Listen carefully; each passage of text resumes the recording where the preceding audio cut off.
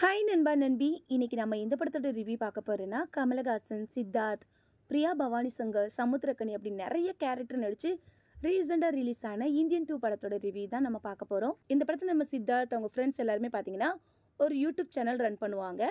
அதில் சொசைட்டியில் நடக்கிற தினமும் அவங்க பார்க்குற விஷயத்த எல்லாமே பார்த்தீங்கன்னா ஷூட் பண்ணி அவங்களோட சேனலில் போட்டு அதில் வர்ற வருமானத்தை வச்சு அவங்களோட லைஃப்பை பார்த்துட்டு இருப்பாங்க.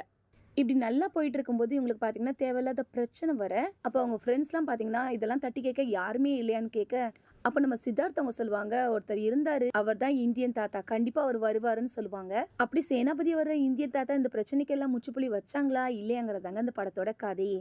இந்த படத்துல நம்ம கமலஹாசன் அவங்களோட நடிப்பு பார்த்தீங்கன்னா எதுவும் புதுசாவோ எனக்கு என்னவோ பெருசாவும் எதுவுமே தெரிஞ்ச மாதிரி இல்லை. நார்மலா எப்படி ஒரு படத்தோட கதையை சொன்னா அவங்க எப்படி நடிச்சு கொடுப்பாங்களோ அந்த மாதிரி தான் இருந்துச்சு. அதே நேரம் இந்த படத்துல எனக்கு சித்தார்த்தோட நடிப்பு ரொம்பவே பிடிச்சிருந்ததுன்னு தான் சொல்லுவேன். அவங்களுக்கு கொடுத்த கேரக்டர் நல்லாவே பண்ணியிருக்காங்க. அதே மாதிரி இந்த படத்துல வர பிரியா பவானி சங்கர், அப்புறம் சித்தார்த்தோட ஃப்ரெண்டா நடிச்சிருக்கவங்க, இன்னும் நம்ம சமுத்திரக்கனி அவங்க, பாபி சிம்கா அப்படின்னு நிறைய கேரக்டர் நடிச்சிருக்காங்க.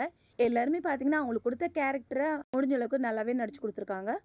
அதே மாதிரி இந்த படத்தோட ஷூட்டிங் நடந்துட்டு இருக்கும் போதே நம்ம விவேக் சார் அப்புறம் நெடுமுடி அவங்க பாத்தீங்கன்னா இறந்து போயிட்டாங்க. இருந்தாலும் அவங்களோட கேரக்டரை ஏஐ மூலமா நமக்கு காட்டியிருந்தது ரொம்பவே நல்லா இருந்ததுன்னு தான் சொல்லணும்.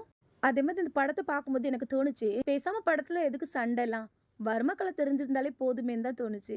ஏன்னா இந்த படத்துல நிறைய இடத்துல நம்ம கமல் அவங்க பாத்தீங்கன்னா வர்மக்கலையை தான் யூஸ் பண்ணுவாங்க.